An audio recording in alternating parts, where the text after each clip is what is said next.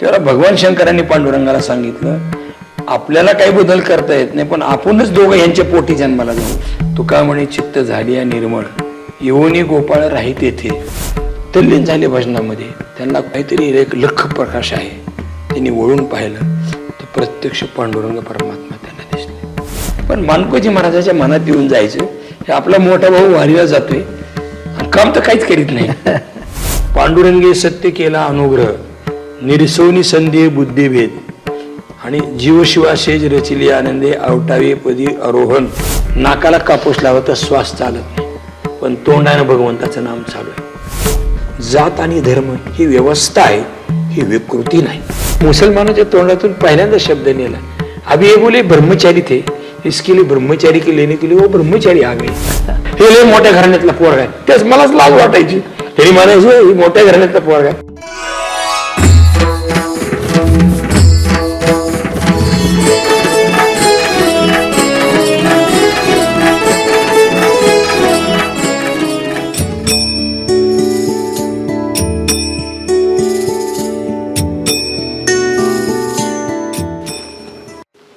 नमस्कार.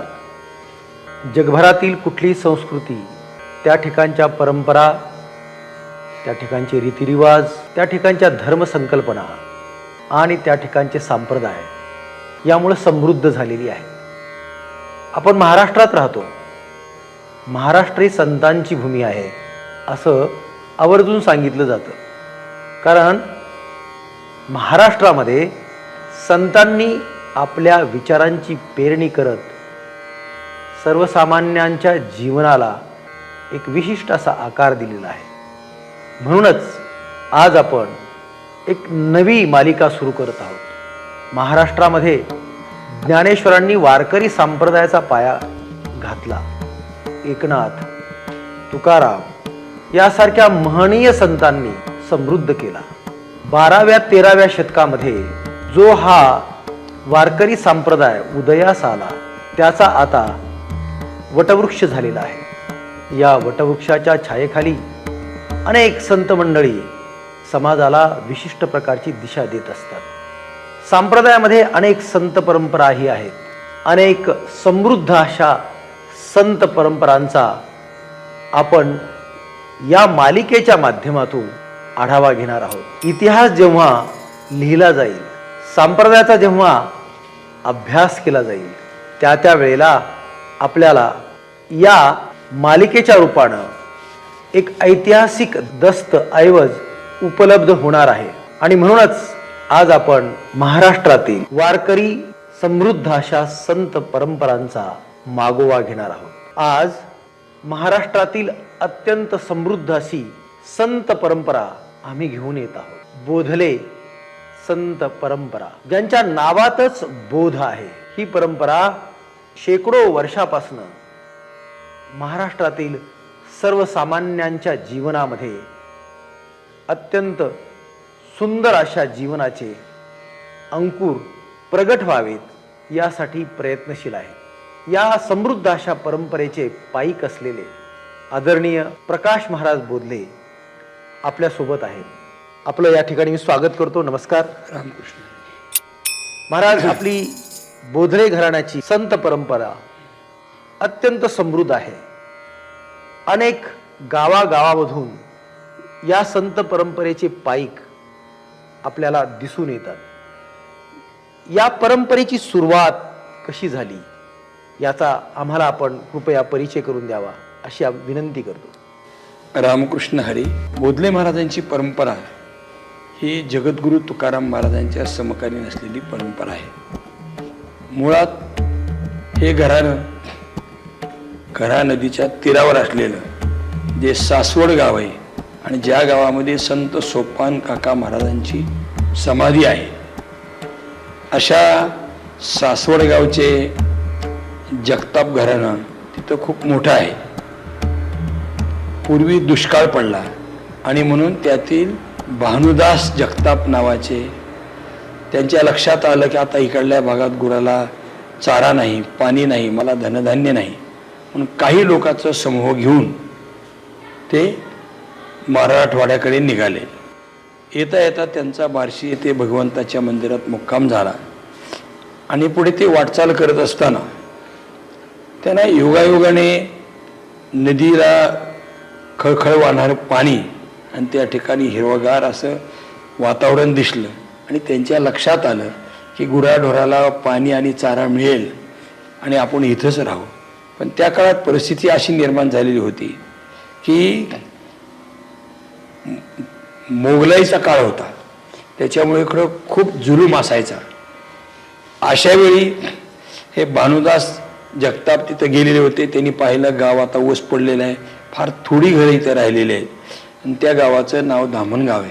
त्यांनी त्या ठिकाणी वस्ती केली. गंमत अशी झाली की त्या गावात एक जगताप पाटील होते, पण त्यांना मूलबाळ नव्हतं. मग त्यांनी भानुजी हे जगतापच होते आणि ते पण जगतापच होते. त्यांना वाटलं आपल्याला मूलबाळ नाही, आपली ही धामणगावची पाटीलकी या भांजीला द्यावी, म्हणून त्यांनी ती पोलीस पाटीलकी त्यांना दिली आणि मग ते त्या गावातले कायमचे रहिवासी झाले. त्यांची इच्छा असावी आपल्याला मूलबाळ व्हावं म्हणून ते पांडुरंगाची वारी करत असत. परंतु एके दिवशी त्यांना वाटलं आपण एवढ्या वाऱ्या केल्या पण आपल्याला काही आपल्या इच्छित फल प्राप्त होतं का नाही, म्हणून त्यांनी अनुष्ठान केलं. त्यांचे 20 ते 22 दिवस अनुष्ठान झाल्यानंतर देवानी स्वप्नात जाऊन सांगितलं की बाबा तुझ्या नशिबातच मूल नाही, त्याच्यामुळे मी मूल कुठून देणार आहे तुला. आणि असा विचार करत असताना भगवान शंकराची स्वारी तिथं आली आणि रुक्मिणी आईसाहेब म्हणले हे खूप चिंतेत आहे. त्यांना विचारलं काय चिंता आहे तुम्हाला. म्हणजे एक भक्त जवळजवळ 22 दिवसापेक्षा जास्त काळ अनुष्ठान करून बसलेला आहे आणि त्याला मूलबाळ व्हावा असा आशीर्वाद मागतो, पण मूलबाळ आपण देणार कुठून, त्याच्या नशिबात नाही. तेव्हा भगवान शंकरांनी पांडुरंगाला सांगितलं आपल्याला काही बदल करता येत नाही, पण आपणच दोघं यांच्या पोटी जन्माला जाऊ, त्याच्यामुळे काही अडचण येणार नाही. आणि म्हणून त्यांना जे 2 मुलं झाली त्यांचं नावच शिवाजी आणि मानकोजी. आणि मग असं म्हटलं जातं की जगतापाचे कुळी हरिहर जन्मले, बोधले नाव पावले नाम तेथे. भाऊंजी महाराज हे काम पाहत असताना काही काळ गेला, त्यावेळेला मोठा मुलगा, मुलाचं नाव शिवाजी. शिवाजी पहिल्यापासूनच भक्ती मार्गाकडे, ते दर 15 दिवसाला पंढरीची वारी करायचे. कोणी शुद्ध वारीला जातं, पण हे दर 15 दिवसाला जायचे आणि ते भक्ती मार्गाने एवढे त्याच्यात समरस झालेले होते की ते वारीशिवाय काही करत नव्हते, वारी करायची. भानुजी महाराज थकले आणि त्यांच्या लक्षात आलं मोठा मुलगा वारी करतोय, धाकटा मुलगा बी कर्तबगार आहे, ते समाधानी होते. आणि होता होता कालांतराने त्यांचा मृत्यू झाला. काही काळ गेल्यानंतर त्यांच्या पत्नीचा मृत्यू झाला आणि त्यामुळे हे 2 भाऊच आणि त्यांचा परिवार उरला. शिवाजी महाराज नेहमी वारीला जायचे, मानकोजी महाराज प्रपंच सांभाळत असत. त्यांचा प्रपंच करण्याची हातोटी, वैभव खूप चांगल्या पद्धतीने होतो. आणि मानकोजी महाराजाला वडिलाचा एक गुण होता, जर कुणावर कुणी अन्याय केला तर ते धावून जायचे आणि ज्याच्यावर अन्याय होतोय त्याच्या बाजूने उभा राहायचे.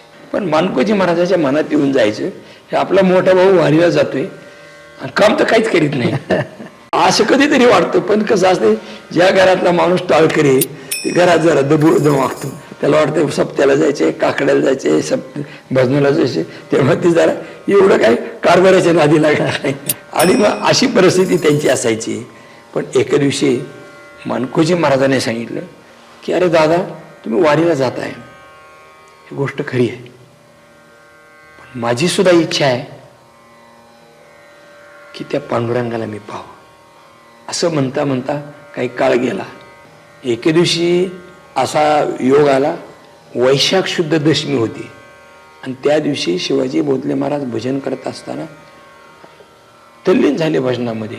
त्यांना काहीतरी एक लख प्रकाश आहे. त्यांनी वळून पाहिलं तर प्रत्यक्ष पांडुरंग परमात्मा त्यांना दिसले. त्यांनी विचारलं आपलं येणं कसं झालं, काय कारण आहे. ते म्हणले फार प्रश्न विचारायची वेळ नाही, मला जायची खूप घाई आहे आणि मी फक्त तुमच्या शुद्ध अंतःकरणाने मी भारावून गेलेले. तुका म्हणे चित्त झाली या निर्मळ, येऊनी गोपाळ राही तेथे. अशी तुमची अवस्था असल्यामुळे मी आलेलो आहे. मी तुम्हाला गुरुमंत्र देऊन जायचे. शक्य 1595 वैशाख शुक्ल दशमी दिन आरंभी शिवाजी बोधल्या कारण भीमकी भगवान भेटलासे. नागधरी नदीचे तटाकी कृपाकर ठेविला मस्तकी सोमंत्र सांगितला त्याशी श्रीराम नाममुखी उच्चारी मस्तकी ठेवणी कृपा करण करुणी गुरुमंत्राचा उच्चार श्री पांडुरंग उपासना निर्धार सांगे जगदीश्वर सोमुखे. म्हणजे प्रत्यक्ष पांडुरंगाने त्यांच्या डोक्यावर हात ठेवून त्यांना गुरुमंत्र दिला आणि भक्तीची परंपरा सांगितली. म्हणजे बोधले महाराजांची जी ही संत परंपरा आहे हो त्याच्या पाठीमाग गुरु म्हणून हो प्रत्यक्ष पांडुरंगच उभे आहेत हो असा याचा अर्थ होतो. हे अनेक संत परंपरा आपण जेव्हा बघतो तेव्हा ती गुरुनं शिष्याला बोध करून ती पुढे चालत गेलेली परंपरा आहे. बोधले घराण्याची परंपरा ही प्रत्यक्ष पांडुरंगाचा अनुग्रह घेऊनच सुरू झालेली आहे. हे याच्यामध्ये वैशिष्ट्यपूर्ण आहे. महाराज अर्जुनाला कुरुक्षेत्रावर देवानी स्वतःच बोध दिला. उद्धवाला त्याला कृष्णदादा उद्धवलाही देवानी स्वतःच बोध दिलेला आहे. आणि जगद्गुरु तुकाराम महाराजांच्याकडे आपलं पाहिलं तर बाबाजी चैतन्यांनी रामकृष्ण हरी मंत्राचा त्यांना जप दिला आणि ते गुरु आहेत. सत्यगुरुराय कृपा मज केली. पण जगद्गुरु तुकाराम महाराजांचा असा एक अभंग आहे की त्यांना प्रत्यक्ष पांडुरंगाने बोध दिला. पांडुरंगे सत्य केला अनुग्रह निरसवनी संदेह बुद्धिभेद आणि जीवशिवाशेज रचिली आनंदे आवटावे पदी आरोहण आणि त्याची अनुभूती निजी निजरूपी निजविला तुका अनहतो बारका हल्लरू गाती. अशा ज्या पांडुरंगाच्या साक्षात्कारानं ज्या काही बोटावर मोजण्या एवढ्या परंपरा आहे त्या परंपरेतले हे बोधले महाराज आहेत. आणि मग शिवाजी महाराजाला पांडुरंगाने अनुग्रह दिला आणि पांडुरंग अनुग्रह देऊन गुप्त झाले. त्यांना असं वाटलं ज्यांनी मला गुरुमंत्र दिला त्यांची मला भेट कशी नाही, त्यांच्याशी संवाद मला जास्त करता आला नाही. मग ते तिथून उठून पंढरपूरला गेले. तिथे गेल्यानंतर एक लिंबराज महाराजांच्या मठावर ते थांबले आणि काही करत नसत, फक्त नामस्मरण करत असत. मनात एक ध्यास गुरु मला भेटावे, ज्यांनी मला अनुग्रह ते मला भेटावे. त्यावेळेला त्यांना विचारलं तुमचं काय काय नाही. काही नाही म्हणले, मला गुरु करायचं आहे. तर त्यावेळेला सांगितलं तुमच्या, कारण गुरुचा आत्मसाक्षात झाल्यानंतर चेहऱ्यावरचं जे तेज असतं, अनुभूतीचा जो आविष्कार असतो तो काही वेगळाच असतो.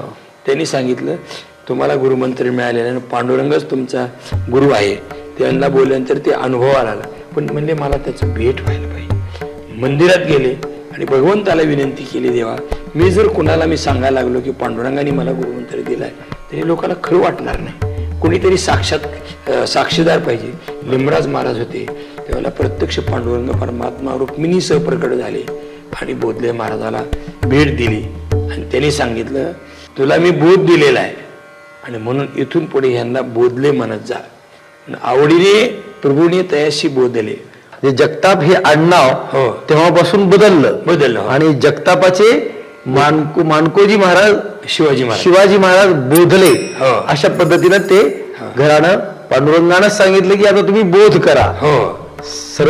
सर्वसामान्य वारकऱ्यांना तुम्ही बोध करा असं पांडुरंगानं सांगितल्यामुळं जगतापाचं घराणं हे बोधले घराण्यामध्ये प्रचलित झालं आणि त्याच नावानं ओळखायला सुरुवात झाली. पुढे काय झालं, शिवाजी महाराजांची वारी असायची. मानकोजी महाराज म्हणले अरे दादा तू या वारीला जातो, ज्या देवासाठी तू आयुष्य अर्पण केले तो देव मला पाहिजे, भेटायचा आहे. मग दोघेही बंधू गेले आणि तिथं गेल्यानंतर मानकोजी महाराज ते वेगळंच तेज होतं महाराज. कारण क्षात्रतेज आणि ब्रह्मतेज या दोन गोष्टी येणं अवघड आहे. काही लोकांच्या ठिकाणी भगवंताची अनुभूती असते पण क्षात्रतेज नसतं. काहीच्या ठिकाणी क्षात्रतेज आहे. मानकोजी महाराजांच्या ठिकाणी क्षात्रतेज असल्यामुळे ते गेले, तिथं दर्शन घेतलं पांडुरंगाचं. पण मानकोजी महाराज म्हणले दादा जेजेशी आलोय भेटाय ते अजून बोलला नाही आपल्याला आणि बसले महाराज. मानकोजी महाराजांची गोष्टच वेगळी होती महाराज. ते म्हणले मला त्याने भेटलं पाहिजे म्हणले.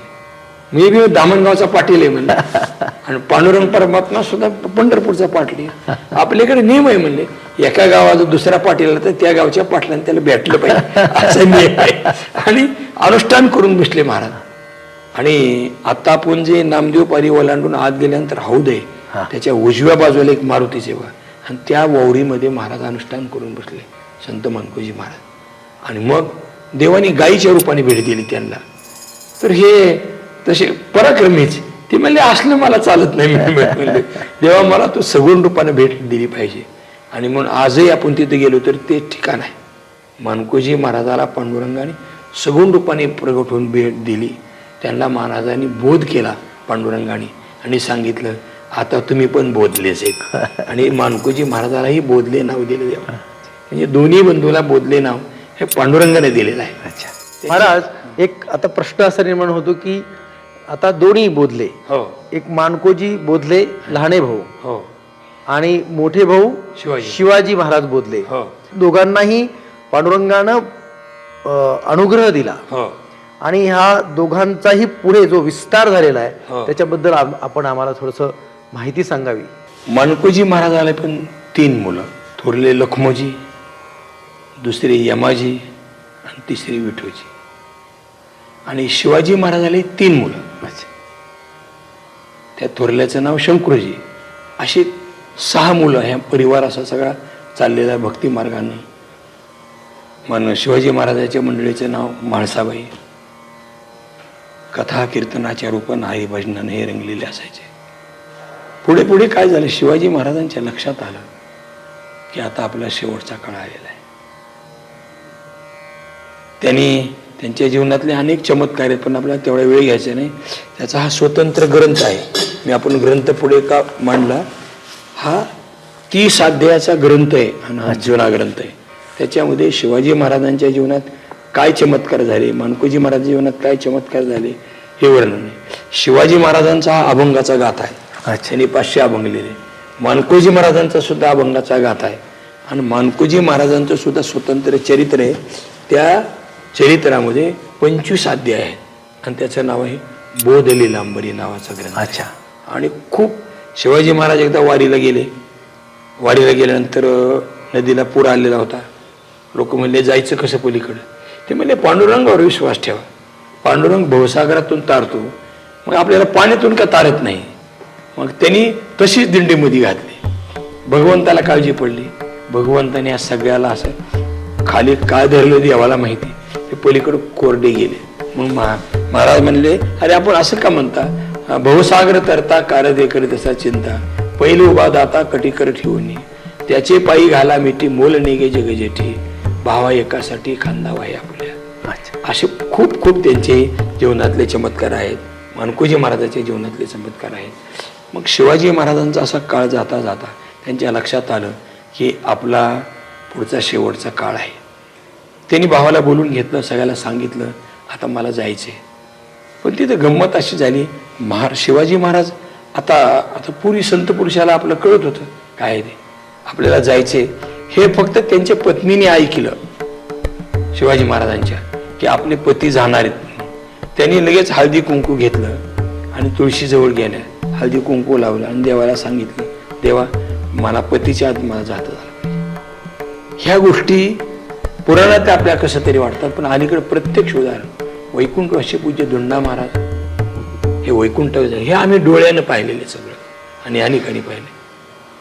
महाराज गेले त्यावेळेला त्यांच्या पत्नी एवढ्याच म्हणल्या, महाराज गेले एवढं बोलले आणि कपाळाला कुंकू लावलं आणि त्यांनी पण प्राण सोडला.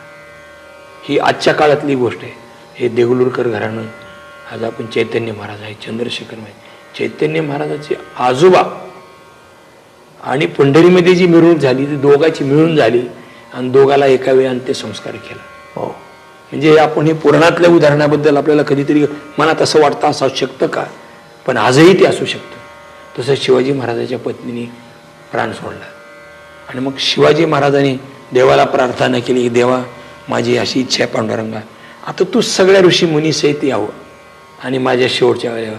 पांडुरंग परमात्मा रुक्मिणी सह आले आणि शिवाजी महाराजाला दर्शन दिलं आणि शिवाजी महाराजांनी आपला प्राण सोडला. महाराजांचा प्राण सुटल्यानंतर त्यांचं नामस्मरण चालू होतं.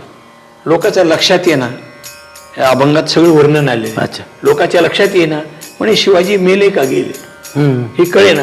लोक म्हणजे बघू नाकाला कापूस लावत तर श्वास चालत नाही पण तोंडानं भगवंताचं नाम चालू आहे. म्हणले आता हे गेलेतच. मग त्यांना स्नान वगैरे घातलं, ताटीवर बसवलं.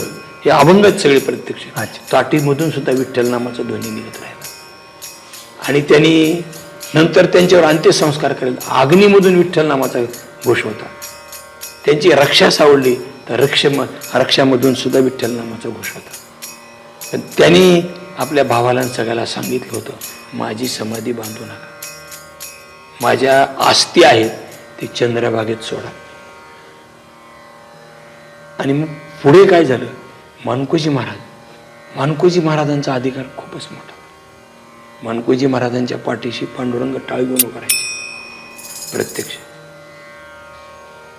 ह्या दोन्ही बंधूला नाथ परंपरेची दीक्षा आहे, म्हणून आमच्याकडे जोग घेण्याची प्रथा आहे त्याच्यामुळे. अच्छा. हां, जालिंद्रनाथांनी सांगितलं, बोध दिला त्यांना, आणि जोगाची दीक्षा ही परंपरा सांभाळा असं पण त्यानं सांगितलं. मानकोजी महाराजांच्या काळातल्या काही छोट्या मोठ्या व त्रुटक गोष्टी सांगतात आपल्याला, की एक वेळेला काय झालं, भगवंताला असं वाटलं यांची परीक्षा घ्या, आणि भगवान परमात्म्याने एक फकीराचा वेश धारण केला आणि स्वतः परमात्मा आले आणि सांगितलं, मला खूप भूक लागलेली आहे, जेवायला एवढा. आता हे साधू संत म्हणजे दान धर्मातलेच असते ना, घरात काहीच नव्हतं. मग पत्नी ममताईला विचारलं, अरे काय आहे का?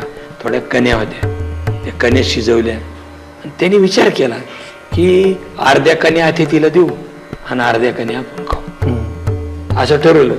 आणि ताक पण आलेलं होतं. ते अर्ध्या कन्या खाल्ल्यानंतर ते म्हणले, महाराज कन्या खूप गोड आहेत आणि ताक खूप चांगले, माझे ह्यानं काही पोट भरलेलं नाही. कारण देवाच्या लक्षात होतं ह्या कन्या फक्त विदुराच्या घरीच मिळाल्या होत्या आपल्याला. अशा भक्तिप्रेमाच्या कन्या कुठे मिळाल्या नाही, एवढ्या सद्भक्तीने. देवाने सगळ्या कन्या खाल्ल्या, पोट भरलं, तृप्ती झाली. घरी लेकरं म्हणतायत, बाबा आम्हाला भूक लागली, बाबा आम्हाला भूक लागली. पण काही नाही, अतिथीला तृप्त केलं. पुढे या फकीरानं सांगितलं, म्हणे हे जगाच्या पाठीवरचं उदाहरण आहे बघा.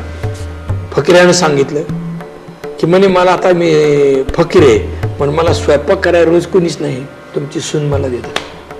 आणि मग ते म्हणे मुलाला विचारावं लागलं. मुलाचं नाव यमाजी महाराज. अच्छा. त्यांना विचारायला गेले की तुमची सून हे अतिथी मागतोय कसं काय? ते म्हणले मला काय विचारायचे बाबा, तुम्हाला जे आहे ते करा. आता स्वतःची बायको फकीराला दान द्यायची, मुलाला विचारायला गेलं तर मुलगा म्हणतो की बाबा तुम्हाला जे योग्य वाटते ते करा. मला वाटतं रामानंतर असा एक पुत्र असेल की बापाची आज्ञा शिरसावंद्य मानणार. ते भागीरथीबाईला दान दिलं. गावात सगळ्यांनी खणानारायण ओटी भरली, पण लोक विचारले हे काय बोधले महाराजांचं डोकं आहे, सून कुठे देत असतात काय व्हॉट्सअपला. पण ते गेले पुढे गेल्यानंतर देवाने चमत्कार केला, असं मोठी वाटोळ सुटली. पण त्या भिले नाहीत. पुन्हा एक साप आला फणा काढून, पण त्या पण भिले नाहीत. नंतर एक वाघ आला असं डरकाळी फोडत. त्यावेळेस त्या समोर गेल्या आणि वाघाच्या कानाला धरलं आणि वाघाला सांगितलं, देवा कोणाची चेष्टा करतोस?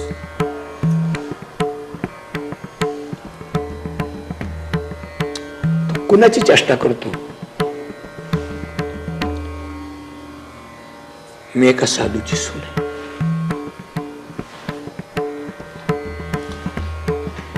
मी तुला ओळखलंय, तू देव आहेस. आता मला घर न परमार्थ असं झालंय, तुला दान दिलंय, मला घरी जाता येत नाही. बरोबर आहे. मी ओळखलंय, एक तर मला दर्शन दे, नाही तर मला खाऊन तरी टाक. म्हणून वाघाच्या जबड्यात डोकं घातलं.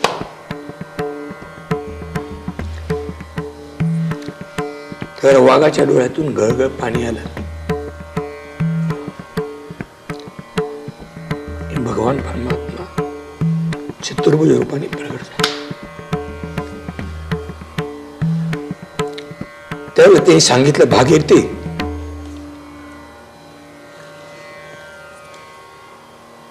मी देव असून हारलोय. लोक म्हणतात कोणाची परीक्षा घ्यावी, पण साधूची परीक्षा. मी प्रसन्न आहे तुमच्यावर, काय मागायचे ते माग. त्याला भागीरथीबाईंनी सांगितले, देवा मला काहीच मागायचं नाही, चंद्र सूर्य आहे तोपर्यंत जी भक्तीची परंपरा आमच्या बोधले घराने टिकवून ठेव आणि भगवंताने तथास्तु म्हणून सांगितलं. इकडे त्यांच्या माहेरच्या लोकांना वाटलं काय केलं, काट्या पिट्या घेऊन आले. पण पांडुरंगाने योग सामर्थ्याने भागीरथी आईसाहेबाला सुखरूप मध्ये पोचवलं घरात. आणि मग म्हणले काय झाले म्हणले सून दिली. देव शिकून आला पुन्हा आणि त्यांनी सांगितलं उघडा बघू आपण काय ते. बघितलं तर भागीरथी आईसाहेब मध्ये. आणि मग तिथं जवळ सावरगाव आहे. ते सावरगावचे लोक तिथं आले होते ना बाहेरचे. त्यांनी सांगितलं साधूची परीक्षा कोणी घेऊ नये म्हणजे खूप वेगळे. अशी ही परंपरा आहे. आणि पुढे चालत चालत त्यांच्या पोटी भगवान जन्माला आले, भगवंत बुवा. आणि त्याच्यानंतर बोजाजी बुवा आले आणि त्यांना जहागिरी मिळाली. कारण मानकोजी महाराज असे होते महाराज की प्रत्यक्ष औरंगजेबानं मानकोजी महाराजांची परीक्षा पाहिली. त्यांना तिकडे बोलवलं, डोक्यावर ओझं देऊन ते शेतसारात वर आदर राहायचा. पुन्हा म्हणले यांना गाईचं मांस चारा महिला बिघडून टाका. महाराजांनी उपरनं झाकलं तर जाईची फुलं झाली. म्हणजे ह्यांची सुनता करा. तर सुनता करायला गेली तर ते लिंग जागेवर नाही. मग औरंगजेब म्हणला मी हिंदूचा कट्टर दोषी, हे नक्की आहे. पण लक्षात ठेवा हा औरंगजेब बोधले महाराजाला सन्मान देतोय. आणि म्हणून औरंगजेबानं सांगितलं इथून पुढे तुमच्या समाधीवर माझा चांद राहू द्या. कोणीही मोगल सम्राट तुमच्या समाधीला हात लावणार नाही. आणि एक मोगल राजा बोधले महाराजाला मानतोय याचे खून म्हणून तुमच्या घराण्यात माझा चोपदार राहू द्या. बर. अजूनही मुसलमान चोपदार आहेत. अरे बाप. ही जी राष्ट्रीय एकात्मता आपण म्हणतो, ही जी प्रसंग त्यांच्या जीवनात येतात ते समाजाला संदेश देण्यासाठी असतात. जाती धर्माच्या पुढे जाऊन माणसातला माणूस दाखवला पाहिजे आणि सामाजिक सलोखा टिकला पाहिजे. माणसाने मी एक वाक्य उच्चारतो साहेब, जात आणि धर्म ही व्यवस्था आहे, ही विकृती नाही. एखाद्या शाळेमध्ये 10 तुकडे असतील, ही व्यवस्था आहे. एका वर्गात 400 मुलं शिकू शकत नाहीत म्हणून अ ब क ड ही व्यवस्था आहे, ही भेद नाही, विकृती नाही. तसे वेगवेगळ्या प्रकारचे जाती पंथ घराणे हे जे असतील ही समाजातली आपण सत्तेचं विकेंद्रीकरण म्हणतो, हे विकेंद्रीकरण आहे. परंतु त्याच्यात एकात्मता आहे. अशी ही परंपरा आहे. आणि त्या परंपरेत धामणगावलाही वंश परंपरा आहे. पुढे शिवाजी महाराजांचा एक मुलगा शंकरूजी, ज्यावेळेला शिवाजी महाराजांनी मानकोजी महाराज यात्रेला निघाले त्यावेळेला ते येडशीला आले. तिथं कीर्तन झालं. रामलिंगला कीर्तन झालेलं आहे. खेटेश्वरला आहे. ते याला पण आले होते दिवाणी शेलगावला. त्याच्यानंतर महाराज चोराखळीला गेले. ते चोराखळीला त्यांचं कीर्तन झालं. तिथला एक मैंदाड घराण्यातला माणूस हा साप चावून वारलेला होता. मानकोजी महाराजांच्या जीवनात असं प्रसंग घडलेला आहे. साप चावून वारला होता. ते शिवाजी महाराजांनी त्याला बुक्का लावला आणि तो जिवंत झाला. शिवाजी महाराजांच्या नंतर काही लोक धामणगावला गेले आणि त्यांचा मोठा मुलगा शंकरूजी, त्या शंकरूजीला सांगितलं की तुमच्या वडिलांनी आमच्याकडे असं चमत्कार केलेला आहे. तुमच्या वडिलांच्याबद्दल आमच्या गावात अनेक शिष्य मंडळी, तुम्ही यावं. शंकरूजी महाराज आल्यानंतर त्या लोकांनी तिथंच ठेवून घेतलं. त्याने काही जमीन दान दिली, इनामी जमीन. आणि मग शंकरूजी महाराज तिथं राहिले. कुठे राहिले शंकरूजी महाराज? चोराखळीला. अच्छा, चोराखळीला. हा, म्हणजे शिवाजी महाराजांचे जे चिरंजीव हो ते चोराखळीला राहिले. अच्छा. त्याच्यात त्यांची एक चिरंजीव ब्रह्मचारी राहिले. म्हणजे ही परंपरा ब्रह्मचारी गादी म्हणून नाही, पण ह्या परंपरेत ब्रह्मचारी लाभतात आणि ते आजपर्यंत दिसतंय आपल्याला. बरोबर आहे. म्हणजे ह्या गादीची गृहस्थाश्रमाची गादी आहे, पण देवाचा असा कृपा आशीर्वाद आहे. इथं कोणी ना कोणी एक ब्रह्मचारी असतं. त्या काळापासून सुद्धा मानकोजी महाराज सुद्धा, लखुमजी महाराज मोठे चिरंजीव, यमाजी महाराज मधले चिरंजीव आणि जयवंत बोधले महाराज आहेत. हेच आपण पाहतो ती लखुमजी महाराजाच्या घरातली त्यांचं वंश परंपरा आहे. आणि आज धामणगावची गादी आपण पाहतो तो यमाजी महाराजाचे आहेत. तिथे बी विठोजी महाराज ब्रह्मचारीच होते. आणि ह्यांचे एक चिरंजीव संसारात काही मला तथ्य नाही म्हणून यात्रेला गेले, ते आलेच नाहीत पुन्हा. आणि एक जण ब्रह्मचारीच राहिले. आणि शंकरूजी महाराज ग्रस्ती होते. आजही चोराखळीला शंकरूजी महाराजांची समाधी आहे. पुढे त्यांची 4 मुलं शंकरूजी महाराजांची, तेही 4 मुलं गाव बाहेर निघाला म्हणून आले. येडशीजवळ खेटेश्वर असं एक ठिकाण आहे, तिथं राहिले सगळे. जुन्या काळात प्लेग वगैरे आल्यानंतर लोक बाहेर जायचे सगळे, ते तिथं राहिले. प्लेगाचं वातावरण संपल्यानंतर त्यांची जी 3 मुलं, त्याच्यातला एक मुलगा चोराखाली राहिला, एक मुलगा चाऱ्याला गेला, एक जण येरमाळ्याला आले. अशी ही जी परंपरा आपल्याला बोधले घराण्याची याच्यामुळे. पण त्याचे जे मोठे विठोजी होते, ते विठोजी त्या खेटेश्वरात जिथं गाव बाहेर नाही तिथंच राहिले. इथंच मला बरं आहे म्हणले, भजन भक्ती करायचे. त्या विठोजीची चिरंजीव भांजी, आणि त्या भांजीचे चिरंजीव पुन्हा शंकरूजी, आणि त्या शंकरूजीचा मुलगा पुन्हा विठोजी. इतक्याकडे तिथे गेला. त्यावेळेला आपल्या डिकसळ गावात मग अशी आपल्याला त्या मूर्ती दाखवली ना, एका शेतामध्ये त्या मूर्ती तिथं शेतात होत्या, परंतु विठ्ठल रुक्मिणीची मूर्ती. आणि मग ते इथल्या डिकसळच्या लोकांच्या स्वप्नात जाऊन सांगितलं, मी इथं आलेलो आहे आणि मला इथं राहायचंय. यांच्या लक्षात येणार 2-4 लोकांच्याही असं स्वप्नात आलं. मग ते त्यावेळेला विठोजी महाराजाकडे गेले. त्यावेळेला विठोजी महाराजाला तेच स्वप्न पडलं की मी इथं आलेले आणि तू इथं यायला पाहिजे आणि माझी स्थापना करा. विठोजी महाराजाला हे बोलायला ते सांगायला लागले. ते म्हणजे मला पण रात्री तेच स्वप्न पडले. विठोजी महाराजाला इथे घेऊन आले, त्या मूर्तीचं उत्खनन करून एक मंदिर बांधलं, प्रतिष्ठापना केली. महाराज कधी कधी यायचे. मग या लोकांना असं वाटलं की ही गुरु महाराजांनी आपल्या गावाला नेहमी यावं म्हणून इथं 66 एकर जमीन दिली. इथं शिष्यात मंडळीचा विस्तार होत गेला. होता होता यांची विस्तार एवढा वाढत गेला की ते दासखेडला आले. आपण तर त्या भूमीचे भूमिपुत्र आहेत, आपल्याला माहिती आहे. तिथं बी जमीन आहे, ती गुरुलाच दान दिलेली. येडशीला जमीन दिली, मंदिर बांधलं. अनेक अशा गावाला 10 गावाला 10 नंबर जमीन दिलेली आहे. अशी ही परंपरा चालत आली. ते विठोजी महाराजाचे चिरंजीव, विठोजी महाराजाला 2 मुलं, एक शंकरूजी आणि एक प्रल्हाद. म्हणजे शंकरूजी महाराजाला मुलगा नव्हता म्हणून त्यांनी प्रल्हादला 2 मुलं, निवृत्ती आणि श्रीधर अशी 2 मुलं. त्या श्रीधर महाराजाला एकच मुलगा, त्यांचं नाव पंढरीनाथ. आणि निवृत्तीनाथ महाराजाला 4 मुलं, एक श्रीनिवास, दुसरे श्रीनिवास महाराज, रामचंद्र महाराज, विष्णू महाराज आणि विश्वनाथ महाराज.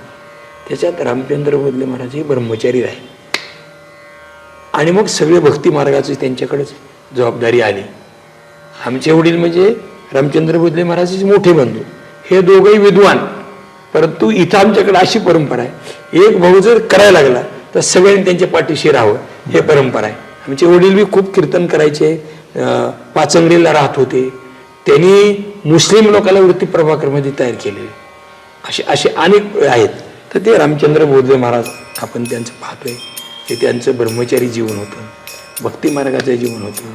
ते सतत अद्वैत तत्वज्ञानामध्ये इतके असायचे की विचारसागर, वृत्ती प्रभाकर, ब्रह्मसूत्र, तत्वानुसंधान अशा अद्वैत चिंतनामध्ये असायचे. त्यांचं नेहमी कुठल्याही गावाला गेलं की बस ते 8-8 दिवस राहायचे. ही सगळी गोष्ट अशी आहे. आणि म्हणून त्यांच्या वाणीचं सामर्थ्य, एखाद्याचं कल्याण व्हायचं म्हणलं की कल्याणच व्हायचं. त्यांच्याकडे एवढा दबदबा होता, त्यांच्या समोर जायला लोक भ्यायचे, काय त्यांच्या तोंडातून शब्द निघतो काय काही नाही. अशा प्रकारची त्यांची ही सेवेची परंपरा आहे. शिवाजी महाराज आणि मानकोजी महाराज यांच्यापासून या संप्रदायाची सुरुवात झाली. तर धामणगाव आणि डिकसळ अशी ही 2 संप्रदायाची प्रमुख स्थळं बोधले घराण्याच्या परंपरेतून उभी राहिली. या बाबतीत आता आपण आम्हाला माहिती दिली. पण या संपूर्ण कालखंडामध्ये बोधले महाराज संप्रदायांच्या माध्यमातून काही ग्रंथ संपदा, काही अभंग सर्वसामान्य जनतेच्या प्रबोधनासाठी निर्माण जे झालेले आहेत त्याच्या बाबतीत आपण जर माहिती दिली. यांचे जे जीवनचरित्र आहे त्याच्यामध्ये वाङ्मयीन विचार केला तर शिवाजी बोधले महाराजांनी लिहिलेला हा गाथा आहे. ह्याच्यात जवळजवळ 500 अभंग आहेत आणि सर्व प्रकरण ह्याच्यात आले. मागणीपर प्रकरण आहे, करुणापर आहे, पंढरीपर आहे. सगळे जे शेवटी उपदेश हा समाजातल्या विविध प्रश्नावर. उपदेश म्हणजे काय, ज्या समस्येत समाज जीवन अडकलेलं आहे आणि त्या समस्येतून बाहेर निघाल्यानंतर त्यांचं उत्थान होईल, त्यांचा उत्कर्ष होईल, त्यांचा अभ्युदय होईल आणि त्यांच्या माध्यमातून समाजाला दिशा मिळेल. बरोबर, हेच वाङ्मयाचं उद्दिष्ट असतं.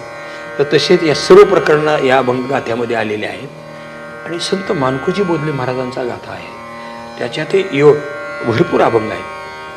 आता एवढंच की त्या मध्यंतरीच्या काळामध्ये जे सकल संत गाथा झाला त्याला मानकोजी महाराजांचे अभंग हे सकल संत गाथ्यात घालण्यात आले. अच्छा. आणि हे अभंग तिथपर्यंत पोहोचले नाहीत किंवा त्या काळात यांच्याकडे कोणी आला असेल ते लोक म्हणले असतील आपलं मूळ देऊन दुसऱ्याला जर दिलं त्या काळात कुणी असतील ते, हो, हो, तर पुन्हा आपल्याला राहणार नाही. कुठल्या तरी निमित्ताने ते राहिले. मानकोजी महाराजांचे अभंग सकल संत गाथ्यामध्ये आहे. पण कालांतराने मानकोजी महाराजांचं चरित्र सुद्धा त्यांच्या पुढच्या पिढीत भक्तांनी लिहिलेलं आहे. तो ग्रंथ म्हणजे बोधले लंबीर नावाचा ग्रंथ आहे.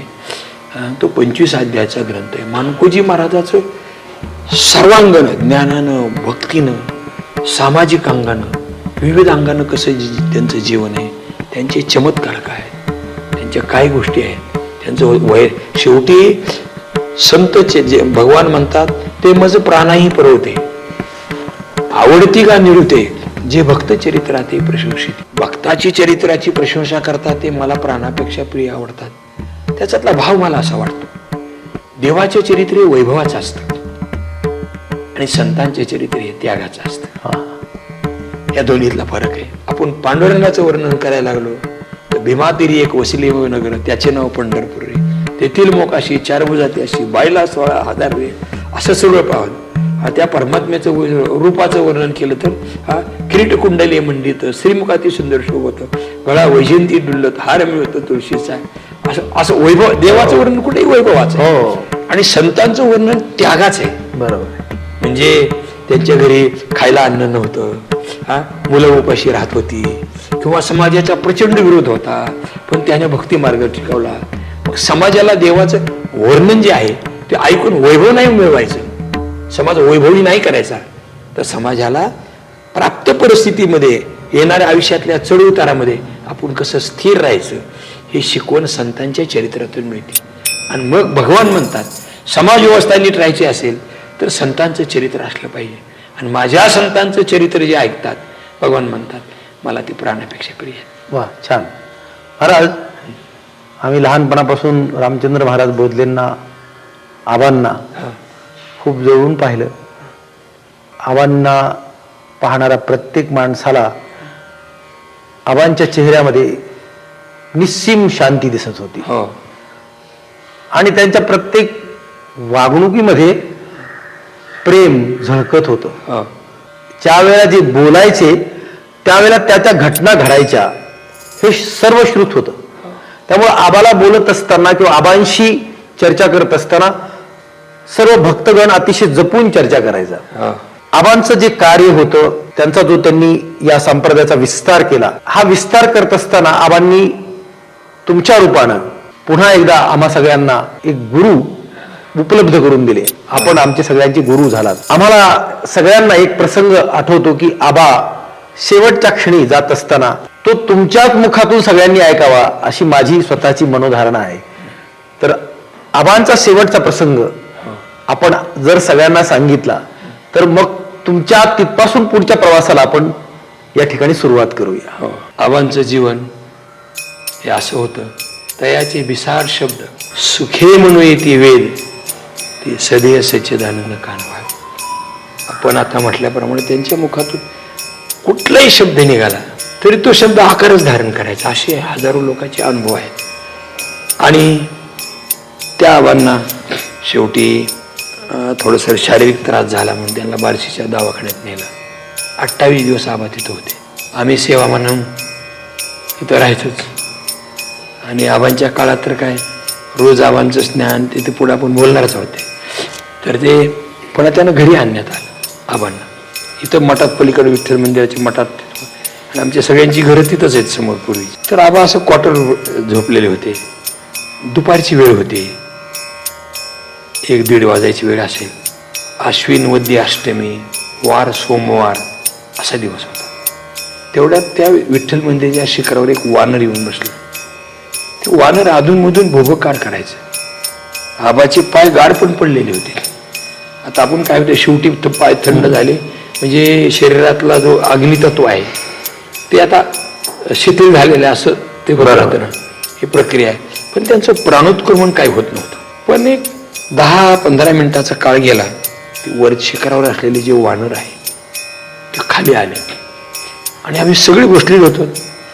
ते वानर खाली आलं कुणाला भेट नव्हतं. ते आलं ते सरळ कोटकडे आलेले जे लोक बाजूला सरकले आणि त्यांनी आबाला हात जोडले आणि आबाने बी असे हात जोडले आणि आबांचं प्राणोत्क्रमण झालं आणि वानराने नमस्कार केला आणि पुन्हा शिखरावर जाऊन बसले. त्यावेळेला आपल्यासमोर एक गिरणी होती. त्या गिरणी पिठाची गिरणी ते टकवण्यासाठी एक मुस्लिम माणूस आला होता. त्याचं नाव रजाक. ते रजाकनं हे बघितलं. त्याच्या मुसलमानाच्या तोंडातून पहिल्यांदा शब्द नेला, अभी ये बोले ब्रह्मचारी थे, इसके लिए ब्रह्मचारी के लेने के लिए वो ब्रह्मचारी आ गए. सगळ्याच्या मनात लख प्रकाश पडला. हे वाक्य आहे. कुणीतरी एखाद्या शिष्यानं, कुणीतरी एखाद्या वंशातल्या माणसानं, एखाद्या गावातल्या माणसानं त्याच्याबद्दल आपुलकी असल्यामुळे आपण त्यांच्याबद्दल चांगलं बोलतो. त्यांच्याकडे थोडे गुण असले तर आपल्या प्रेमापोटी बरेच गुण त्याच्यावर आपण गुणाधान करत असतो. ज्यावेळेला महाराजाची अंत्ययात्रा निघाली त्यावेळेला ते वानर खाली आलं. त्याला कोणी बोलवीत नव्हतं, काय नव्हतं आणि शिंकाळ्यावरून चालणाऱ्या माणसाच्या पुढे ते चालत होतं. सगळ्यांनी सूचना दिल्या, या वानराला कुणी खडा मारू नका, या वानराला कुणी काही हे करू नका. आणि मग ते वानर येत येत येत आलं जिथं महाराजांच्या समाधीचा क्रम होता तिथंच येऊन बसलं वानर. आणि ते फार अंतराने नाही, अगदी काहीतरी 100-50 फुटाच्या अंतरानेच लोकांपासून चालायचं. लोक म्हणले थोडं थांबा म्हणले. महाराजांच्या समाधीचा क्रम इथं, कारण आपले ही परंपरा आहे ना. विठोजी महाराज, त्याच्यानंतर शंकरजी महाराज, त्यांच्यानंतर निवृत्तीनाथ महाराज, प्रल्हाद महाराज, श्रीनिवास महाराज, ही सगळी अगोदरची मंडळी ना. पण महाराजांच्या समाधीचा जिथं क्रम आहे त्याच ठिकाणी ते वानर येऊन बसलं. लोक आले, ते त्यांचा पार्थिव देह हा ठेवला आणि मग वानर पलीकडे जाऊन बसला. लोकांनी सांगितलं तर जागा बदलायची नाही, वानरानं जागविली आणि तीच क्रमे तिथंच चिता रचली. महाराजांवर अंत्यसंस्कार केले. वानर पाहत होतं. तिथं एक मोठं वडाचं झाड होतं. वानरानं काय करायचं, दिवसभर थांबायचं वडावर आणि संध्याकाळी मात्र चितेजवळ येऊन बसायचं. आणि उजडलं माणसाची ये जा सुरू झाली की वर जाऊन बसायचं. आमच्या गावातले भैरू अंबाजी जाधव आहे, त्यांनी त्या वानरला 2 दिवस तितके पाहिलं आणि मला येऊन सांगितलं, महाराज ते वानर तिथं रोज बसते. आणि 3ऱ्या दिवशी पुन्हा वानर मंदिराकडे आलं. लोक रक्षा सावळ्या निघायची, लोकांच्या बरोबर पुढे चालत होतं. लोकांनी सांगितलं त्याला हात लावला. वानर आणि पत्रकार आले होते त्यावेळेस, सगळे अधिकारी आले होते तिथं, सगळे भक्त मंडळी आली होती, तहसीलदार आले. ह्या भागातले स्थान होतं ना, त्याच्यामुळे अनेक लोक आले, व्यापारी आले सगळे. पण सगळ्याच्या देखत त्या वानरानं चितेला 3 प्रदक्षिणा घातल्या. आणि आपण जसं एखादा माणूस गेल्यानंतर कवटीचं हाड काढा, गुडघ्यातलं काढा, पाया, जी काय आपली परंपरा, त्या प्रथा परंपरेनं प्रमाणे त्या वानरानं तशा पद्धतीचं अस्थी सावळल्या, अस्थी बाजूला ठेवल्या आणि वानर तिथं बालाजी मंदिर आहे तिथं जाऊन बसलं. मग लोकांनी रक्षा सावळली तर आम्हाला म्हणलं तर तुम्ही जा. मग आम्ही चाललो त्यावेळेला कळंबपर्यंत आमच्यापर्यंत वानर आला. गावात आम्ही शिरलो की मग पुन्हा वानर तिकडं नाही आलं. आणि त्या वानराची परंपरा साहेब आतापर्यंत 45 वर्ष होत आलेत महाराजांना, त्यापैकी 22 वर्ष तरी वानर पुण्यतिथी दिवशी आलंच आणि फुलं टाकायच्या टायमाला वानर फुलं टाकतच.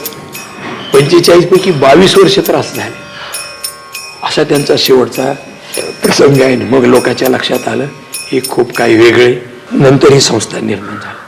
महाराज हे सगळं ऐकताना अंगावर अक्षरशः काटा उभा राहतो की केवढा मोठं भगवंताबद्दल महाराजांचं प्रेम असेल. आणि वानराच्या रूपात भगवंत स्वतः येऊन त्यांच्या अंत्यविधीला हजर राहतात, त्यांच्या अस्थी बाजूला काढतात. आणि हे आत्ता घडलेला प्रसंग आहे 40-45 वर्षापूर्वीचा. म्हणजे वारकरी संप्रदायाचं सामर्थ्य केवढं मोठं आहे. आणि हा संप्रदाय त्याच्यामुळंच जनमनामध्ये रुजलेला आहे. आणि हा प्रसंग खूप हृदयगत प्रसंग आहे. महाराज रामचंद्र महाराजांनी आणखी एक महत्वाचं कार्य केलं असं मला मनापासून वाटतं की ही गादी जी आहे बोधले घराण्याची समृद्ध गादी, ही जात असताना एका सक्षम हातामध्ये म्हणजे आपल्या हातामध्ये त्यांनी त्या सर्व पुढच्या कार्याची धुरा ठेवली की तुम्ही वारकरी संप्रदाय हा आता महाराष्ट्राच्या सर्व घराघरात कसा जाईल यासाठी खूप प्रयत्न करत असता. आपलं दुसरं एक वैशिष्ट्य असतं की आपण हा केवळ सर्वसामान्य लोकांच्या पर्यंतच घेऊन गेला नाहीत, तर अधिकारी, कर्मचारी, त्याच्यानंतर प्रशासक, उच्च पदावरचे अधिकारी, त्याचबरोबर राजकीय नेते, राजकीय कार्यकर्ते, तर यांना देखील या संप्रदायामध्ये ओढण्याचं काम, त्यांच्या हाताला धरून त्यांना संप्रदायाची दीक्षा देण्याचं काम आपण करत आहात. त्याच्यामुळे या सगळ्यांच्या मध्ये आपल्याबद्दल खूप आदर आहे. तर आपण आपल्या कालावधीमध्ये जसं गादीवर बसलात, तर त्या कालावधीमध्ये या सर्वांना बरोबर घेऊन चालण्याचं जे काम केलेलं आहे त्याच्याबद्दल आम्हाला माहिती दिली तर फार छान होईल. हे सद्गुरू रामचंद्र बोधले महाराजांची ती दृष्टी आहे. हे सगळं घडलं त्यांची दृष्टी आहे. कारण मी 78ला BA झालो आणि LLB करायलाचं ॲडमिशन घेण्यासाठी मी चाललो होतो लातूरला. म्हणलं गुरु महाराजाचं दर्शन करावं. मला म्हणजे काय गडबड आहे. म्हणलं मला लॉला जायचं आहे, कारण मी राज्यशास्त्राचा पदवीधर होतो. माझी पहिल्यापासून इच्छा ती वकील व्हावं म्हणून. तर ती म्हणले खाली बस म्हणले. मी बसलो खाली. अरे म्हणले, लोकाची वकिली कोर्टात जाऊन करण्यापेक्षा वारकऱ्याची वकिली देवापुढे कर ना. आणि असं ते मला म्हटलंय. मी म्हणलं ठीक आहे, गुरुची आज्ञाच्या पेक्षा काही मोठं नसतं. असं मला कधी वाटलं नाही की आता आपल्याला ब्रह्मचारी राहावं लागेल, ते आपल्याकडून होईल का नाही, तितकं आपल्याकडे हे असेल का नाही. काही नाही, गुरुचे शब्द याच्या पुढे कुठल्याही प्रकारचा विचार न करता. पण मी त्यांना जाता जाता एक विचारलं, मी करायला हरकत नाही, तुमची आज्ञा मी कधी मोडणार नाही, तुम्ही माझे गुरु आहात. परंतु म्हणलं माझे दुसरे बंधू आहेत, चुलत बंधू आहेत, ते कीर्तन करतात. हे त्यांनी म्हणणारी एक लक्षात ठेव, माणूस सुशिक्षित असावा, त्याला विजन असतं, त्याचं काम व्यापक असतं, म्हणून तू करावी माझी इच्छा आहे. मी त्यांना होय म्हणलो. घरी आमच्या आईला विचारलं, सगळ्याला विचारलं. सगळ्यांनी सांगितलं बाबा तुझं भाग्य आहे, एवढ्या मोठ्या परंपरेचा वारसा देण्यासाठी महाराज तयार आहेत. आणि मग आम्ही त्यांच्यासोबत राहिलो. महाराज ज्या वेळेला त्यांनी आज्ञा दिली त्यावेळेस मात्र बाकीचं कधीच बघितलं नाही. मी 24 तास त्यांच्यापाशी असायचं. पहाटे आबा उठायच्यात मी उठून असायचं आणि महाराज झोपल्यानंतर झोपायचं. त्यांच्यापासून कधी सोडलं नाही. त्यांनी मला गीता शिकवली, ज्ञानेश्वरी शिकवली, प्रतिभाकर शिकवला, विचारसागर शिकवला. तर त्या काळात त्यांचं वय थकलेलं होतं. पण साहेब एक होतं बघा, तुम्ही किती कोणाकडून पाठ ऐका, त्यांनी सहज वाचलं की समजत होतं. म्हणजे तो सिद्धांत करण्यासाठी पुन्हा कोणाचं मार्गदर्शन घ्यावं अशी कधी मनात इच्छा नाही झाली नाही. असं त्यांचं सहज बोलणे हेचा उपदेश. आणि त्यांच्या सहवासात बसले की कळायचं. मी ज्ञानेश्वरी वाचली, वाचता वाचता मला ते ओवी आठवली, मी वाचली. म्हणलं आबा हे हित पण झालं की संपलं का. वाचेस्पतीने पाडे सर्वज्ञता जरी जोडे, तरी वेळे माझी दडे महिमे बेने. कारण मला त्यांच्यात ते दिसत होतं. ते म्हणले बस एवढं झाले, बस हेच गुरुमंत्र, हेच महावाक्य आहे मला. मी ते नेहमी म्हणत असतो, आपले गुरु कोण, ज्याच्यामुळे तुमचं परिवर्तन होतं ते तुमचे गुरु. आणि तुमचा गुरुमंत्र कोणता, ज्या गुरुच्या शब्दाने तुमचं आयुष्य बदललं, तो तुमचा गुरुमंत्र. आयुष्यात पुन्हा कधी वाटलं नाही काय. मला महाराज कधी म्हणले नाही तू ब्रह्मचारी राहा. पण ती सामर्थ्य वाणीचं असतं की आयुष्यात कधीच वाटलं नाही की आपण संसारी बनावं. आणि मग पुढे महाराजांच्या पुढे फडपरंपा चालवायचे. पण त्या काळात एक मात्र झालं, पद्मश्री शंकर बापू महाराजांना भेटायला आले. त्यावेळेला महाराजांनी त्यांना बोलवलं इकडे. म्हणजे बापू मी थकलोय, ह्या पोराला तुमच्या स्वाधीन करतोय. त्यावेळेला बापूंनी आबाच्या पायाला हात लावून शब्द दिला, महाराज मी माझ्या पोरापेक्षा सुद्धा अधिक प्रेम ह्यांच्यावर करीन. आज माझी जी वरिष्ठ लोकांशी संबंधाची इतकी नाळ का जोडली, त्याला का पद्मश्री शंकर बापू. मग ते शंकरदयाळ शर्मा राष्ट्रपती झाल्यावर असो, की शंकरराव चव्हाण गृहमंत्री झाल्यावर असो, की आता बाकीचे ते सगळी नावं घ्यायची काय आवश्यकता नाही. पण त्यांच्यापर्यंत मला नेऊन भिडवायचं. त्यांनी म्हणायचं बापू हे कोण आहे. अहो त्यांना शंकरराव चव्हाण साहेबाला बापूने सांगावं. शंकरराव दयाळ शर्माजी राष्ट्रपती होते, त्यांना सांगा हे लय मोठ्या घराण्यातला पोरगा आहे. त्याच मलाच लाज वाटायची. त्यांनी म्हणायचं मोठ्या घराण्यातला पोरगा आहे. भविष्य काळात काही बापू मला राजकीय लोकांबरोबर घेऊन जायचे इकडं तिकडं. लोकांनी म्हणे ह्यांना कशाला आणले हे वारकरी माणसं. ते म्हणले गप्पा मला विश्वास आहे माझ्या पश्चात देशात मोठमोठे कार्यक्रम करणारा कोण माणूस असेल तर या पोरावर माझा विश्वास आहे. आणि आज आपण जे चित्र दिसते हे शंकर बापूचे उपकार आम्हाला कधी विसरणार आहे. तो म्हणजे आबाचा शब्द. आणि त्याच्यामुळे पुढे पुढे संप्रदायाचं काम करत गेलो. करता करता लक्षात आलं की संप्रदायाचं काम करत असताना ह्याला कुठेतरी कायदेशीर आधार असला पाहिजे. आणि म्हणून अखिल भारतीय नावाचं वारकरी मंडळ नावाचं एक ट्रस्ट स्थापन केलं आणि देशभरात ह्याचं सगळं जाळं पसरलं. मला वाटलं नेमकी माणसं आपल्या मागे किती आहेत का नाही हे बघावं. योगायोगाने त्यावेळेला संधी आली. जगद्गुरु तुकाराम महाराजांची चतुशताब्दी सोहळा 2008 साली. त्यावेळेला मला दोनदा स्वप्न पडलं, कारण मानकोजी महाराजाकडे जगद्गुरु तुकाराम महाराज आले होते तिथं धामणगावला. आज धामणगावच्या जी मूर्ती दिसतात ते तुकोबरायाच्या हातानं स्थापन झाल्यात. पुढे ते मूर्ती भंगल्या काही काळानंतर, पण त्या काळात भाऊसाहेब बोधले महाराज, प्रभाकर बोधले महाराज आम्ही सगळे होतो. त्यांनी सांगितलं तुकोबरायाची स्थापन केली ना, मग तुकोबरायाच्या वंशाच्या हातूनच त्याची प्रतिष्ठापना भंगलेल्या मूर्ती करायची. पण देहूकर माऊलीच्या हस्ते ती मूर्ती स्थापन झाली आणि असं पुढे चालू. मग किती लोक होतं. मानकोजी महाराज मला दोनदा स्वप्नात आले आणि मानकोजी महाराजांनी सांगितलं, अरे तुकाराम महाराज माझ्यासाठी दामणगाव झाले, आपल्यावर त्या घराण्याचे उपकार आहेत. तुला काही नाही करता आलं तर चतुशताब्दीच्या वेळेला देऊचा रस्ता झाडे बस. दोनदा स्वप्न पडल्यावर मी म्हणलं आपल्याला महाराजांचा आदेश आणि मग आम्ही कामाला लागलो. मी नेहमी सांगायचं, हा सप्ताह बोधले महाराज असा करू नका, हा सप्ताह पांडुरंगाने तुकोबरायाचा सोहळा करायचा ठेवा आणि एवढ्याला पैसा कुठून हे शंकाच करू नका. तुकाराम महाराजांनी काहीच मागितलं नाही. त्यावेळेस पासून लक्ष्मी वाट बघती.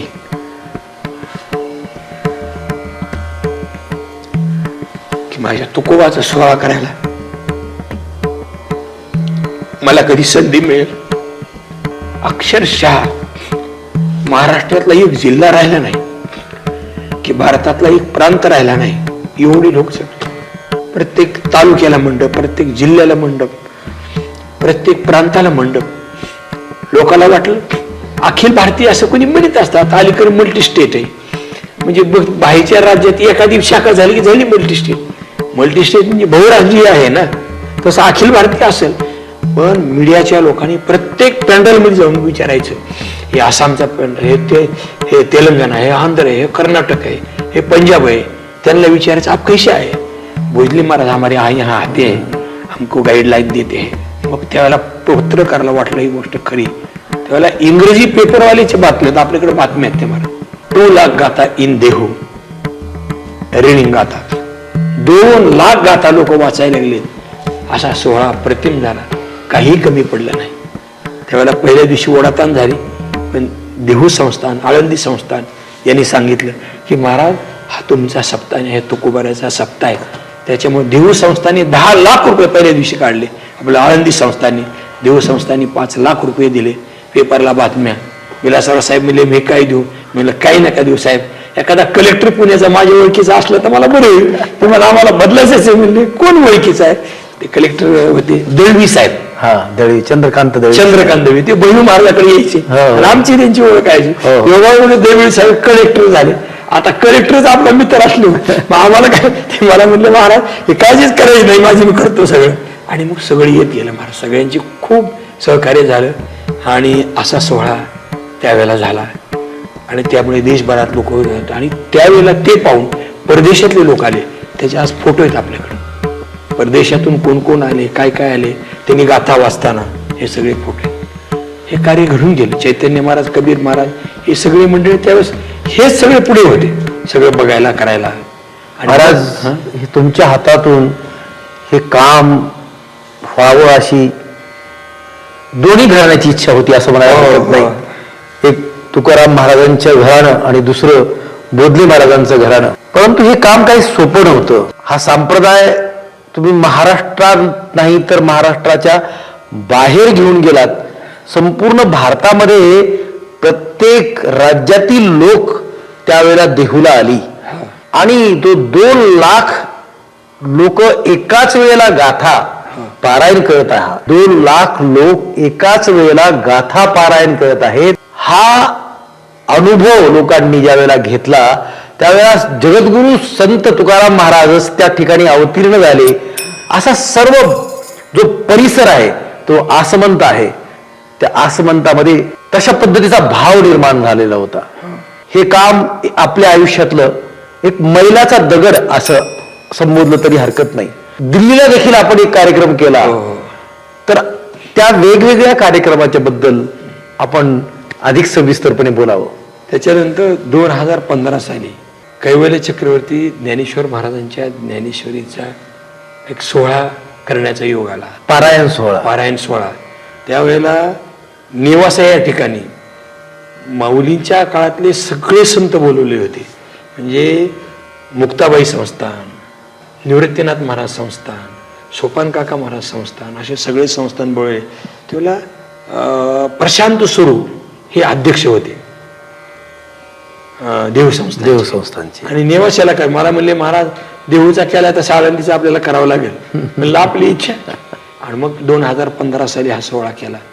तिथे एवढ्याच तोला मोलाचा कार्यक्रम झाला मला. त्यावेळेला लोक म्हणायचे एवढे लोक जमतील का? मग हे लोक संडासला कुठे बसते, हे लोकांचं झोपायचंच कुठे नाही. अरे म्हणजे पांडुरंगाचा सोहळा माऊलीला करायचं, आपण कशाला काळजी करायची. नामदेवाच्या लग्नात बैलावर गेली लोक. तो बिदरचा बादशाह परेशान झाला, एवढं वराट कुठून आलं. तिथं सुद्धा तशीच गोष्ट झाली. पहिल्या दिवशी बबनराव लोणीकर साहेब हेलिकॉप्टर घेऊन आले आणि शेवटच्या दिवशी देवेंद्र फडणवीस साहेब त्यावेळेला मुख्यमंत्री होते. त्यावेळेला RSSचा कार्यक्रम पुण्यात होता. तिथे त्यांचे सगळे म्हणायचे साहेब येऊ शकत नाही. मी म्हणलं मला फोन द्या. मी आळंदीतूनच फडणवीस साहेबाला फोन केला, सांगितलं म्हणलं साहेब आता माझी त्यांची खूप जुने संबंध आहेत. विरोधी पक्ष नेते असल्यापासून दिल्लीत आम्ही बरोबर असायचं. मी हक्कानं म्हणलं साहेब तुम्ही तुमच्या विकल्य भल्यासाठी आम्हाला बी बरं आहे. त्यांनी फोन ठेवला, सांगितलं बोलले महाराज मी आलोच. ते पण हेलिकॉप्टर घेऊन आले आणि त्याही वेळेला देहूच्या तोला मोलाचा भव्य कार्यक्रम झाला. आणि चैतन्य कबीर महाराज, हे संजय गोंडे साहेब, आळंदी संस्थान, हे सगळे ह्या कार्यक्रमात होते. आणि माझा स्वभाव पहिल्यापासून असा आहे की कार्यक्रमात माझं कुठं कीर्तन नसतं, कुठं प्रवचन नसतं. मला लोक म्हणले एवढा मोठा कार्यक्रम करताना तुमचं कीर्तन प्रवचन कसं काय? म्हणलं त्याचं कारण आहे, कोणाचं ज्याचं नसेल त्याच्या यादीत माझं सुद्धा नाव असेल. बरोबर. कारण एक लक्षात ठेवा, आपण कीर्तनाने कधी मोठं होत नाही, आपण विचाराने कार्याने मोठा असतो. हे महत्वाचे. नवरा नवरी स्टेजवर असते, पण प्रत्येक माणूस आलेला वरबापन वरमाईला भेटून जातो. ते कुठं कोपऱ्यात असते, ती कोपऱ्यात असते म्हणून ते लग्नात झाकून जात नाहीत मला, कारण उगम हेतू नाही. बरोबर. तसं कुणीही कार्य करणाऱ्या माणसाने कार्यक्रम करावा, पण आपण त्याच्यात मिरवायची भावना ठेवली. काय परमात्मा सर्वमुखी आहे, सगळं करून घेत असतो असं. आणि पुन्हा वाटलं त्याला दिल्लीचे लोक आले, कुठं आळंदीला. त्यांनी हे सगळं पाहिलं. केंद्रातले एक आयुष मंत्री होते, आपण आरोग्य म्हणतो तिकडे आयुष मंत्री म्हणतो, ते होते. श्याम जाजू जे भाजपचे मोठे होते दिल्लीतले, ते पण आले. महेंद्र लड्डा म्हणून एक मोठे व्यापारी, ते पण तिथं आले. सगळ्यांनी येऊन ते केले आमच्या दिल्लीला कार्यक्रम करा. आणि मग दिल्लीला मोठा रामलीला मैदानावर कार्यक्रम.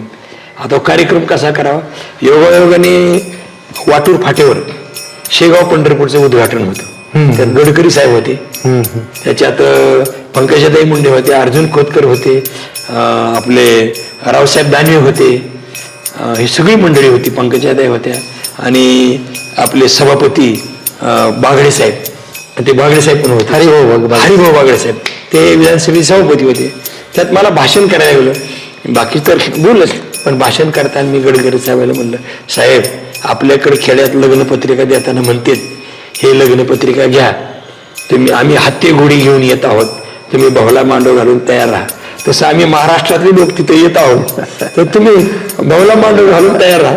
तरी त्यांचे वैभव डांगे नावाचे PA त्यांना बोलून घेतलं आणि सांगितलं, बोधले महाराज आले, मला पहिल्यांदा भेटतील, सांगतील, पण जे कामं करायची ते तुम्ही करायचे.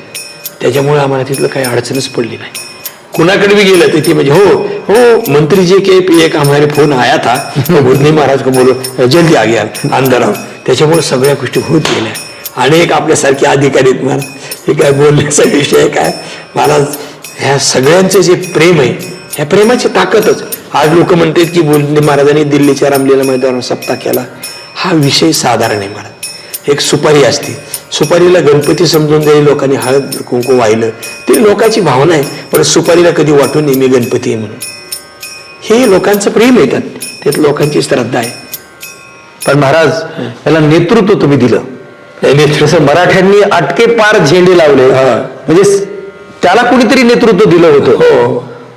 तसं महाराष्ट्रात जो उगम पावलेला हा वारकरी संप्रदाय आहे, हा. तर त्या वारकरी संप्रदायाचे अनेक वारस आहेत किंवा अनेक संत विभूती आहेत. परंतु तुमच्या हातातून पांडुरंगाला हे काम करून घ्यायचं होतं की दिल्लीच्या रामलीला मैदानावर ज्ञानेश्वरी सारख्या महान ग्रंथाचं त्या ठिकाणी पारायण झालं. अर्थात त्यावेळेला दिल्लीही खूप प्रसन्न झाली असेल महाराज. साहेब तिथे असं झालं, आम्ही पहिल्यांदा चाललो तिथून, तर आम्ही रात्री जेवलोच नव्हतो आणि विमानात बसलो. तर म्हणले गेल्यावर कोणाकडे थांबायचं, म्हणलं ते पांडुरंगाने ठरवले. आणि त्यावेळेस मग अचानक तिथं पानिपतला काही बोधले गेलेले, तिथले रामेश्वर बोधलेचा मला फोन आला, महाराज जी काय हम दिल्ली को आ रहे बोले, अभी शाम को कहाँ रुकना है, आप बोले वहां रुकेंगे बोले, अभी खाने का कैसे, आने के बाद खाएंगे. म्हणलं जेवणाची ती व्यवस्था झाली. आणि त्यावेळेला त्यांनी सांगितलं राष्ट्रीय अध्यक्ष आहेत असं तसं. तिथे यादव घराणा आहे महाराज, आणि त्या यादव घराण्यातले मोठे त्यांची प्रॉपर्टी पंप आहेत.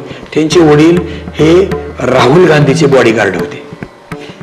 हिने त्यांना सांगितलं राष्ट्रीय अध्यक्ष, म्हणजे त्यांना वाटलं मलाच मोठा माणूस आहे. मग ती म्हणले आम्हाला त्यांची सेवा करायची संधी मिळेल का, मिळेल मिळेल. ते गाडी घेऊन आले त्यांच्या बंगलोर. म्हणले महाराज जब तक आप है दिल्ली में तब तक मेरी गाड़ी और मैं हमनान भाई आपल्या आगे रहूंगा. आणि सगळे म्हणजे हे सगळं ईश्वराच्या कृपेने. आणि त्या काळामध्ये ज्या पंक्ती झाल्या त्या पंक्ती सगळ्या मंत्री लोकांनी केल्या. आम्ही जवळ रुपये नेला नव्हते. ज्यांनी कुणी सहकार्य केलं त्याचं सगळं तिथल्या जागेचं भाडं काय कमी होतं, बाकी काय कमी होतं, हे सगळं होत गेलं. एक मंत्री तिथं आले, दररोज एक कॅबिनेट मंत्री आणि 10-11 खासदार हे टाळ घेऊन उभं राहायचे. त्याचं कारण सगळ्या प्रांतातली लोक होती. बरोबर. त्याच्यामुळे प्रत्येक प्रांतातले होता आम्ही एक दिन जाईंगे. बरोबर. सगळेजण यायचे तिथं. एके दिवशी मी आठवले साहेबाला फोन केला आणि ते आमचं यमक त्यांचं असल्यामुळे थोड्याच वेळा असले त्याचं जुळतं प्रेम. मी फोन केला, आठवले साहेब आम्ही इथं आलो सप्त्यासाठी, आपण येऊ शकता का. म्हणले बोधले महाराज तुम्ही बोलल्यावर आम्ही यायचे नाही तर कुठे यायचं. साहेब आले महाराज. साहेब आले, टाळ घेऊन उभा राहिले. अर्धा पाऊण तास टाळ वाजलं, टोपी गमजा हातात गेलं. मी बोलताना म्हणलं 2 मिनिट बोला. ती बोलायला लागली. बोलताना त्यांचं झालं. मी म्हणलं साहेब तुम्ही आल्यामुळे सप्त्याला आली रंगत. ते म्हणले आम्हाला बी तुमची घडली संगत, देता का उद्याची मला पंगत. मी म्हणलं ठीक आहे. त्यांनी यादी केली आणि त्यांचे गवळी नावाचे पिये होते बघा, पियाला बोलून घेतलं आणि सांगितलं बघ इतकं शिदा पाठवून दे की कमी नाही पडला पाहिजे. आणि मग ते शिदा पाठवून दिला. सगळ्याला अन्नदानाची पंगत झाली. मुंबईला माझी भेट झाली. मला म्हणले महाराज माझ्या पंक्तीला काही कमी पडलं की नाही का. मला साहेब खूप झालं. माझा त्याच्यात एक उद्देश असतो महाराज. पान टपरीवाला माणूस पानाला रंगत येण्यासाठी कात, चुना, सुपारी, खोबरं त्याला काय असेल ते, मी कधी पान खाल्लं मला माहित नाही, ती त्याला रंग आणतो. तसं हे काम करत असताना प्रादेशिक समतोल साधला पाहिजे, सामाजिक समतोलता साधला पाहिजे, समाजातल्या सर्व स्तरातले उपेक्षित घटक आला पाहिजे, प्रवाहित घटक आला पाहिजे, प्रशासक आले पाहिजेत, अधिकारी आले पाहिजेत. हे सगळे जेव्हा येतात तेव्हा ह्या कामाला एक सामुदायिक बळ तयार होतं आणि तो कार्यक्रम राहत नाही, पुढच्या पिढीचं मार्गदर्शक ठरतो. फारच छान. आणि असा सोहळा होत गेला त्या काळात. महाराज तुम्ही असे हे मोठे 3 सोहळे महाराजांनी सांगितले की हे न भूतो न भविष्यती वारकरी संप्रदायाच्या एकूण प्रवाहामध्ये जे काम झालं त्याच्यामध्ये मैलाचा दगड जर कुठला सांगायचा झाला तर हे 3 सोहळे जे आहेत आजच्या काळात झालेले ते प्रकाश महाराज बोधले यांच्याच मार्गदर्शनाखाली झालेले आहेत किंवा त्यांनी या सोहळ्याचं नेतृत्व केलं. वारकरी संप्रदायाचा जी विचारधारा आहे हे त्या वारकरी संप्रदायाचं सगळ्यात मोठं सामर्थ्याचं ठिकाण आहे आणि त्या माध्यमातूनच लोक उभे राहतात, जनभावना उभी राहते. बोधले संप्रदायाची परंपरा ही 550 वर्षापूर्वीपासून चालत आलेली परंपरा ही एका तासामध्ये आपल्यासमोर मांडणं केवळ अशक्य आहे. ही परंपरा आम्ही पुढच्या एपिसोडमध्ये पुन्हा असंच आदरणीय गुरुवर्य प्रकाश महाराजांना सोबत घेऊन आपल्यासमोर घेऊन येणार आहोत. आज याच ठिकाणी थांबतो. पुन्हा येण्याच्या प्रतीक्षेत. रामकृष्ण हरी.